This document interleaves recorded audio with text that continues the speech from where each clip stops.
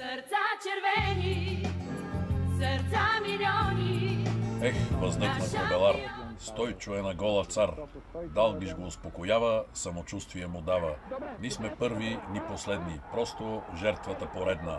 Но сега наред сме ние да извикаме така. Браво, български юнаци и честито ЦСК. Нарекоха ме Валю поета, защото станах автор на немалко стихотворения за ЦСК. Някои от тях станаха части или части от тях станаха любими рефрени на нашата публика. ЦСК! ЦСК! Мачът ще започне скоро, но аз си тръгвам. Не приемам, че отбора, който след малко ще излезе на терена на стадион Българска армия, е моя отбор. Всъщност се извърши подмяна. На армията се настани Литекс, отбора на Гриша Ганчев. ЦСК! ЦСК! Какви времена бяха? На стадиона винаги имаше фенове, макар че тогава нямаше фен-клубове, нямаше фен-фракции. Или пред стадиона, или на естрадата. Когато имаше тренировка, бяхме на тренировката. Непрекъснато обсъждахме проблемите на ЦСК. Тогава играехме с най-големите отбори в света, но никога не сме се страхували. Елиминирахме еврошампиони и винаги имахме самочувствието, че можем да победим всеки. Тогава левскарите завиждаха на нашите успехи. Някои от тях даже буквално злобееха, а ние аристократично им отвръщахме, че най-големите мачове на Левски са мачовете с ЦСК. Сега всичко се промени. Добре, че покрай последните събития с отнемането на евролиценза се сетихме, освен за второто място, и за това, че през 2008 година лиценза на ЦСК беше отнет несправедливо.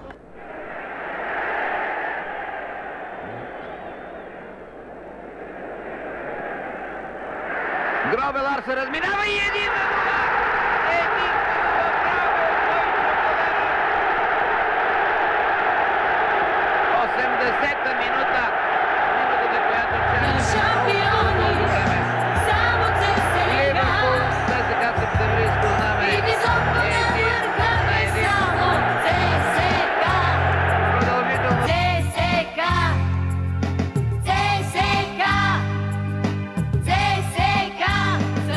Любопитно обаче това, че много хора, фенове или журналисти, които преди яростно атакуваха Томов за евролиценза, сега се опитват да оправдават Гриша Ганчев с факта, че тогава е извършена несправедливост към ЦСК и да сравняват двата случая.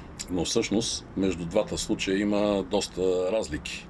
Да вземем, например, отношението на Футболния съюз. Тогава Футболния съюз скри, че евролиценза на ЦСК е отнет. Получи се дори куриоза, че в Левски знаеха преди ЦСК, че ЦСК няма да играе в Европа.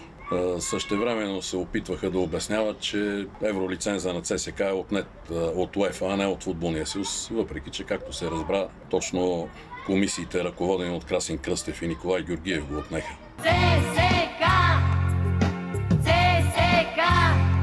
ФС е издал лиценз и за българското първенство, и за Европа, като той го издава, комисията нашата го издава на 29-ти, когато на 29-ти получава и писмото от УЕФА, че УЕФА спира ЦСКА, така че той е издаден и има, както беше ЦСКА с звездичка, в жребия, така и в лиценза пише, че се чака решение на КАС, защото е спряна от УЕФА с писмо от 29 май. ЦСКА! ЦСКА! Сега Футболния съюз първо ги вкара в А група с лиценза на Литекс и оттам тръгнаха бъркотиите, разбира се. Боби направи пътека до Нион. Но така иначе УЕФА тежко си нарушава правилата и според тях те си прави. Аз смятам, че ние сме прави, така че от мен каквото зависи, аз съм го направил и ще го прави в бъдеще. За да помага, самия той обяви, че е уредил срещи на Даниил Ганчев с ръководни фактори в Евроцентралата, че се е срещал с Чеферин специално за това, отишъл до Стокхолм на финала за купата на УЕФА. Надява се, че примерно мен не мисли кой ще е в Стокхолм на матча за Лига Европа, обаче отидох да мога да разговарям с президента на УЕФА и съответно с всички тези хора, които отговарят за тази комисия за лицензии и финансов ферплей. Така че аз съм направил каквото може в лични разговори, но, както виждате, не е дало резултат, защото очевидно те не искат да, как да кажа, да правят изключения. Това си администрация на УЕФА, така че аз няма как да се намешам. Така че, ако тогава футболния съюз пречеше на ЦСКА, сега помага. Ако тогава евролиценза беше отнет от БФС, сега е отнет от УЕФА. Ами отношението на държавата? Истински се надявам да намерят ЦСКА решение на кризата си, защото много ми се иска да помогнем на ЦСКА. Тогава държавата вкара ДАНС в ЦСКА, все едно ЦСКА е опасност за националната сигурност. Не знам какво търсеше ДАНС в ЦСКА тогава. Сега държавата помогна на ЦСКА. Например, създаването на базите. Може би дори това е най-важното.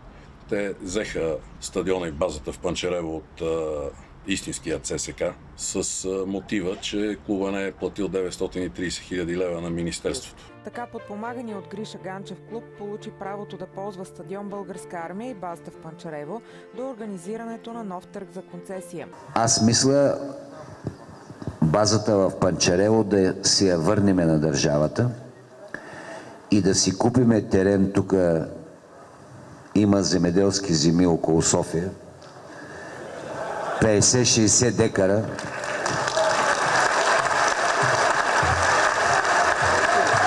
И да си изградиме един нормален център, на който да се готвят нашите отбори от юноши до мъже. Няма смисъл постоянно да ни натяква държавата, че това е нейно, тя ни го дала, па наеми, па данък, буклук, па сметите нататък. Да, ама тогава клуба беше собственост на Юлиан Инджов и Гриша Ганчев. И какво направиха? Взеха го от ЦСКА собственост на Ганчев и Инджов и го дадоха на новосъздадения ЦСКА със собственици пак Ганчев и Инджов. Надявам се тези, които се занимават, дали е Гриша Ганчев или който иде, да намерят вариант с цялата си душа и сърце, искам да им помогна, защото не мога да помогна и на други клубове, докато ЦСКА е така. Отнемането на базите и вкарването на новия клуб на Ганчев и Инджов в А-група беше апогея на една атака към Българска армия, която Гриша Ганчев започна през 2013 година. Тогава феновете не приеха юридическите трикове на Гриша Ганчев и решиха, че така ще се подмени идентичността на ЦСКА. ЦСКА изглеждаше обречен на изчезване, но фенове, ветерани, политици помолиха за подкрепа Александър Томов и той се завърна отново в ЦСКА. ЦСКА, понеже е футбол и клуб, който осигурява прозрачност, това да води до непрекъснати спекули. Защото очевидно, че има недобросъвестни хора, има хора, които избързват, хора, които искат просто да уязват. Аз мисля, че трябва да се учим в страната да гледаме доброто. Истината е, че Томов заедно с Стойчо Младенов и Сашо Тодоров направиха едно малко чудо, защото те успяха само за една седмица да селектират и подготвят отбор, който да започне първенството и в крайна сметка да се класира на второ място. Лицензия е факт за клуба. Що се отнася до бъдещето, убеден съм, че ще бъдат наред. Аз не крия. Ние имаме още 2-3 месеца трудни да изплатим тези последни 11 случая, които са най-скъпите, най-тежките.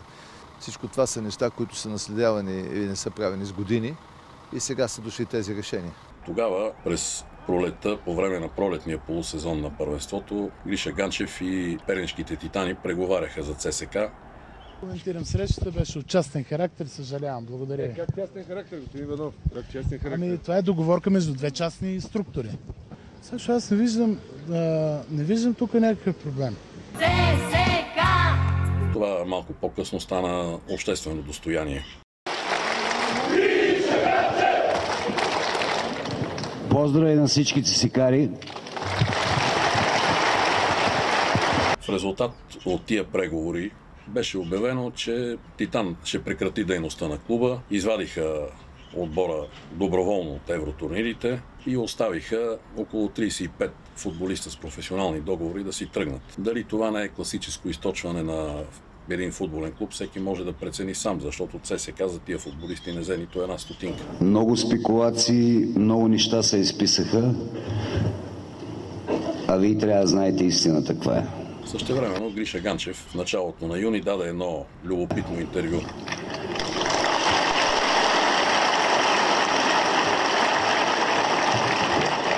На практика не скри намеренията си да прехвърли текст на армията. Аз собственост не искам. Аз ще въздържам. На мен не ми трябват нито имотите на Българска армия, нито на Панчарево, нито никъде, защото...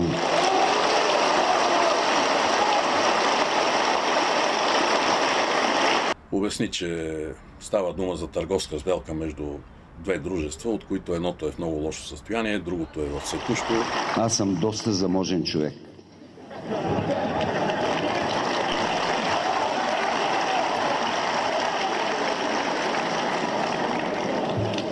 Успокои привържениците, че няма да направи петолъчката в емблемата оранжева и в крайна сметка каза: аз бърза работа нямам, ще чакам да ме потърсят. Разберете, трябва да дойдат таралежите в Борисовата градина, за да примахнат змиите. Те дойдоха таралежите. Същевременно обаче през същата 2014 година в ЦСКА се появиха Петър Манджуков и Юлиан Инджов. По-скрита обаче остана тяхната роля. Но сме длъжни да бъдем оптимисти. Защото всички, които са израснали с името ЦСКА, които са вярвали и вярват в името ЦСКА, заслужават да направим максимум ЦСКА отново да бъде това, което трябва да бъде. Това, което мога да кажа сега. Ще направим всичко възможно. На практика се получи така, че двамата послаха, така да се каже, червеното килимче между покрития мост и Борисовата градина, за да може Гриша Ганчев да влезе триумфално на Българска армия. Това се случи през 2015 година. Първо Манджуков и Инджов взеха акциите от Томов. Не дайте иска от мен. Аз съм, даже в момента не съм и официален акционер, защото аз моите акции казах, че ще ги дам на феновете. Заради заеми, които бяха дали за издръжката на клуба. Бюджета, значи разходи за до година са около 8 милиона и нещо лева и програма средна, минимум, максимум, някъде около 10. Ако успея да го изпълня, ще бъде. И казват всички, ние сме с ЦСКА, оказва се обаче, че по-лесно лозунги, отколкото тук трябват пари. И сътвориха една невъобразима каша. Първоначално Инджов обяви на пресконференция някъде около средата на месец март 2015 година, че те с Петър Манджуков ще поемат всички разходи за заплати на състезатели, за лиценз и така нататък. След 10 на дни се отметна, каза, че нищо няма да плащат, дори обяви, че няма да вземат акциите. Тогава първо ЦСКА излезе с официални документи за това, че не е вярно, че не са им предоставени документи за финансовото състояние на ЦСКА. Днеска аз и господин Инджов преведохме пари, за да спасим лиценза на клуба. Днеска това е направено, може да го кажете. Колко пари? 800 хиляди лева са това. 800 хиляди? Да, са преведени. Така или иначе на 31 март Манджуков и Инджов взеха акциите, после започнаха разни прехвърляния, вкараха Милко Георгиев, Боби Лазаров и така нататък. Един от феновете, Милко Георгиев, има сметка. Ние превеждаме, вижте какво доверие има. Между прочим, това трябва да го оцените. Значи, ние превеждаме пари по лична сметка на Милко, който е представен от феновете, и той се разплаща, защото клуба ни не можем да го направим. Петър Манджуков дори обяви в един момент, че днеска платихме 800 хиляди лева, евро лиценза е осигурен. Оказа се, че всичко това са лъжи. Се получи така, че 4 месеца след като взеха клуба беше влезнал в процедура по несъстоятелност.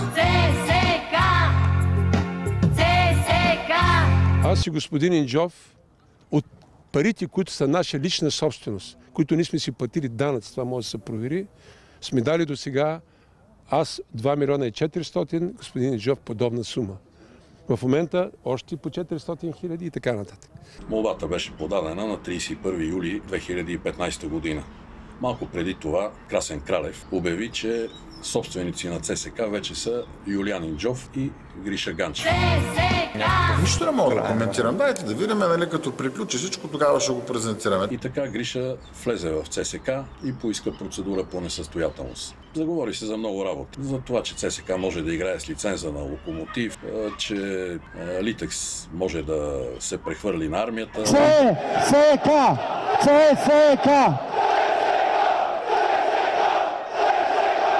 Самия Кралев, когато обяви, че Инджов и Гриша Ганчев са собственици на ЦСК, успокои привържениците, че стадиона и базата в Панчарево са си на мястото. Не, нямаме отношение към този случай. И клуба ще може да ги използва, но допълни, че клуба няма играчи, защото, както и през 2013 година, 30 футболисти бяха оставени да си тръгнат без клуба да вземе и една стотинка за тях.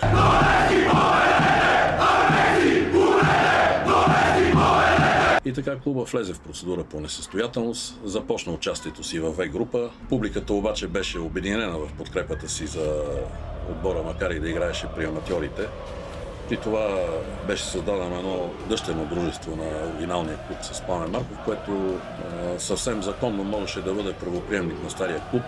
Изведнъж се оказа, че Футболния съюз е приял нова точка в правилника и той вместо от този нов клуб, ако иска да участва в първенството, трябва да започне от А окръжна група, а не от В група, където вече играеше оригиналния клуб. Се оказа по-лесно да се промени целият формат на първенството, да се регистрират нови клубове и да се създаде цялата какафония, на която сме свидетели вече близо 2 години. Освен 9 отбора от изминалия сезон в А група, към елита се присъединяват Литекс Ловеч, който сменя името си на ЦСК, Дунав Русе, Локомотив Горна Оряховица, Верия Стара Загора и Нефтохимик Бургас. Всичко това не вреди на ЦСК, а нещата можеха да се решат много по-лесно.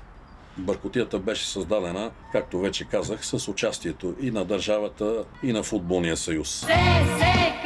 Така и така утре откриваме мостове, ЖП линии, заводи. Съм в този регион, не виждам да ми намерят кусури. Милко Георгиев обясни, че не друг, а Боби Михайлов е предложил варианта за така нареченото спасение на ЦСК София. Съгласен съм. Започна да играе в А група с лиценза на Литекс. Това е записано в лиценза. В този лиценз пише така: лицензионната комисия изменя издадения лиценз на Литекс Ловеч. Наименованието се изменя на ЦСК София, седалището и адреса на управление се изменят, лицензирания стадион, градски стадион в Ловеч се изменя и така нататък. Този лиценз е издаден през 2016 година. На 30 оттам нататъка се започна раздвояване, разстрояване. На базата, може би, на този лиценз, Литекс или ЦСК София поиска да играе в младежката шампионска лига, защото юношески отбор на Литекс е станал шампион на България. Тогава от УЕФА пристигна отговор, за който може би днес се забравя, че с оглед на това, че този клуб е сменил името, сменил седалището, сменил ръководството и така нататък, този клуб трябва да се счита за нов и няма право да играе в младежката шампионска лига. Тук всеки си иска да се прави на интересен и на маймуна. След като иска да се прави на маймуна, да се прави, ето виждате. Така че още тогава стана ясно, че УЕФА приема този клуб, който беше създаден чрез Чавдар Етрополе и Литекс.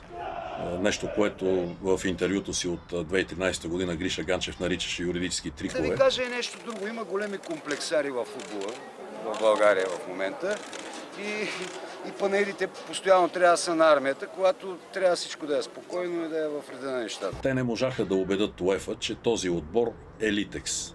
Същевременно обаче, докато те искаха да получат определена изгода, финансова включително, от това, че са наследници на Литекс, убеждаваха феновете на ЦСК, пускаха декларации до български и чужди медии, че този клуб няма нищо общо с Литекс, че този клуб е ЦСК.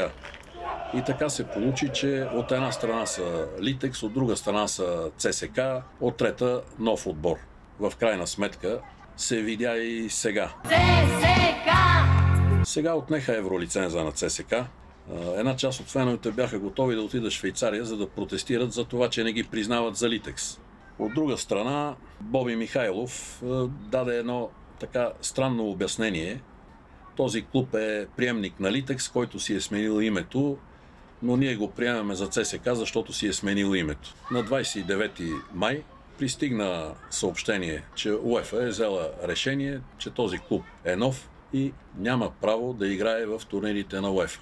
ЦСК София се опитаха да обжалват това решение. Съда в Лозана отказа обжалване. Изобщо всичко изглежда съвсем логично с оглед на това, което съобщиха от УЕФА още миналата година. Въпреки това, тези, които на практика унищожиха оригиналния клуб, твърдейки, че те са оригиналния клуб, продължиха да настояват и се стигна до една ситуация, в която вероятно част от феновете осъзнаха, че има нещо, което не е така, както им се представя.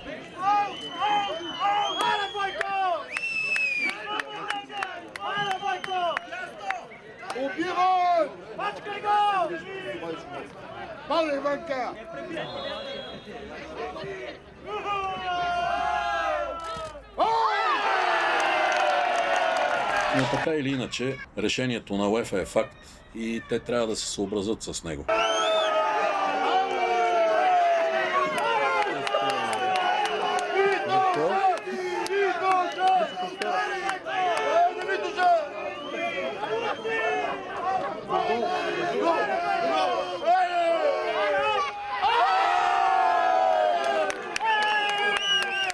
Как ще се отрази това на плановете на Гриша Ганчев, не мога да кажа, но е факт, че още през 2013 година Гришата обяви 1:1, че той идва в ЦСКА, за да постигне големи европейски успехи. Не знам кой стар ЦСКА искат, защото в 1999 година ЦСКА на Илия Павлов беше погребан и отворен нов ЦСКА на господин Васил Божков. За него ли милеят? За оня от 85-та година ли ЦСКА, който го погребаха държавата и направи Средец. За оня от 92-та година ли ЦСКА, който пък погреба Средец, нали, пък го направиха пак ЦСКА. Не знам за кое милеят. Той не е търговско дружество.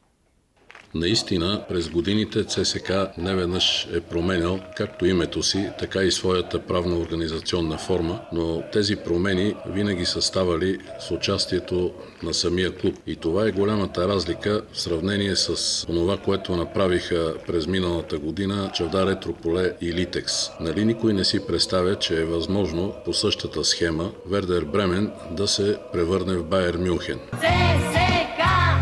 Гриша Ганчев твърди, че е човек на думата, че си държи на думата, че не се отмята от думата си, че за него дадената дума е по-важна от подписания документ. Има два отбора в единия в А и другия в Б. Значи ЦСКА ще играе в А група, а дубъла му ще играе в Б група. Значи пак са два отбора. Значи ЦСКА 1 и ЦСКА 2. Но дубъла на ЦСКА, където са младите играчи, те ще играят в Б група. Така и стана. Много хора сега смятат, че с закупуването на емблемата нещата ще се променят. Дори като аргумент, когато се напомня, че той все още не е купил, защото не е платил, се твърди, ама как така човек като Гриша Ганчев не може да обещае това и да не го направи. Забравя, че през миналата година той обеща, че ще има оздравителен план за ЦСКА, че ще го спасява. Между другото, плана беше внесен не от друг, а от Станислав Трендафилов, адвоката, който преди това беше внесъл искане ЦСКА да бъде преименуван на ФК Лупи. Така или иначе, Гришата тогава обеща, че ще плати и не плати. Дали сега ще го направи, не знам. Какво щеше да стане, ако съда беше изпълнил искането на Гриша Ганчев да обяви ЦСКА в фалит?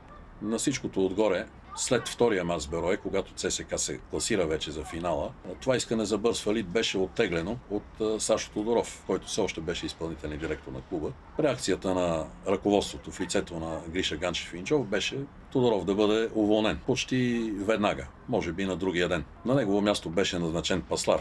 Дали това не показва, че Гришата си гони само интересите? Същевременно се сещам за това, че по времето на Паслар, когато беше внесено искането за преименуване на ФК Лупи, Гриша Ганчев се опита да заблуди, според мен, феновете на ЦСКА, че такова нещо няма. В крайна сметка не знам как ще продължи развитието си този клуб, защото Гриша Ганчев не е тайна. Още преди много години, в края на миналия век, се опитваше и имаше желание да овладее ЦСКА. Въпреки че преди това имаше един период, в който той сякаш се беше примирил с положението си на номер 1 в провинцията, най-силният провинциален отбор. Обясняваше се, включително от привърженици на Левски, когато Мари стана треньор, че Литекс е такъв отбор в такъв град, не може повече да се постигне в провинцията, в малкия град. Появи се Домусчиев, оказа се, че може. Факт е, само миналата година изкара от евротурнирите повече пари, отколкото са дълговете на ЦСКА. Гриша Ганчев и неговите хора не крият, че искат да увеличат приходите. Но дали това ще стане факт? Финансовия одит за 2016 година показа 2 милиона и 800 хиляди лева загуба. И ако загубите продължават със същото темпо, нищо чудно, в един момент Гришата и хората около него да се откажат от това, което направиха през миналата година. Още повече, че този начин на финансиране може да влезе в противоречие с изискването на УЕФА за финансов фейрплей и клубът отново да бъде изваден от евротурнирите и след 2019 година.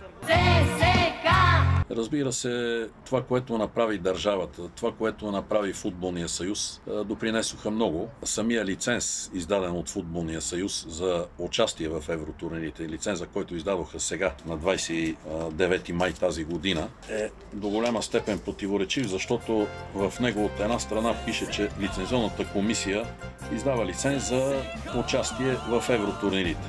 Но по-долу пише, че съгласно решение на администрацията на УЕФА от 29 май 2017, ПФК ЦСКА София не се допуска до участие в евротурнирите. Гриша Ганчев, публиката му ръкопляскаше и го кандидатираше за президент. И сега той има право да играе в А група. Ако обичате, място направете. Секарите да се съберат и да си решат какво искат. На пръв поглед може да изглежда странно, но е факт, че голяма част от феновете на Гриша Ганчев бяха доволни, когато излезе решението на УЕФА, с което ЦСКА се отстраняваше за 3 години от евротурнирите. Причината за това беше, че ЦСКА-София беше обявен за нов отбор. Ето виждате ли, и УЕФА казва, че ние не сме Литекс, твърдяха те. Всъщност това показва, че процеса на припознаване, с който толкова много се гордееха, изобщо не е преминал. На всичкото отгоре, само няколко дни по-късно, тези фенове бяха, така да се каже, полети със студен душ от своите ръководители и по-конкретно от адвокатите на клуба, които внесоха жалба в съда в Лозана с мотивите, че всъщност този клуб си е Литекс. Всички трансформации са направени не за друго, а за да се увеличат приходите и фенската маса, като се използва термина ЦСКА. Значи не знам Боби Михайлов как ще обяснява всичко в УЕФА. Не знам дали Футболния съюз ще бъде наказан за своите действия, но съм убеден в едно, че за да се върне магията, която съществуваше на българска армия, която позволяваше дори тогава, когато ЦСКА беше най-слаб, да побеждава колоси като Ювентус в евротурнирите. Пречупиха копието на Аякс.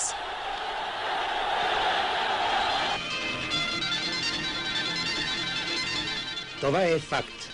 Развенчан е митът за непобедимостта на суперфутболистите от Амстердам. Преодоляна е свръхбариерата и господството на Аяксите в Европа, властвало близо 4 години. За 120 минути един колектив, изтъкан от мъжество, себеотрицание и самочувствие, 68-та и 116-та минути, издигна престижа на българския футбол до най-големи висоти и го нареди сред първите футболни сили на стария континент. За да се върне тая магия, първо, привържениците на ЦСКА трябва да преосмислят отношението си към всичко, което се случи в последните години. Както са започнали вече да преосмислят отношението си към отнемането на евролиценза през 2008, така трябва да осмислят подкрепата си към Гриша Ганчев, защото твърдейки, че един футболен клуб не е акционерно дружество и че те дават любовта си не на акционерно дружество, а на отбора в техните сърца, на практика те дават подкрепата си за дружеството на Гриша Ганчев. Ако това не се преосмисли, ЦСКА не го чака добро бъдеще. Все пак се надявам, като имам предвид последните реакции на феновете на ЦСКА и специално на фен-клуб Сектор Г, който недвусмислено заяви, че хората, които предизвикаха цирка, който се получи при жребия за евротурнирите през тази година, виновниците трябва да си понесат последствията. А ако бъдат по-обективни, не могат да не сложат в това число Гриша Ганчев и хората, които той доведе на армията.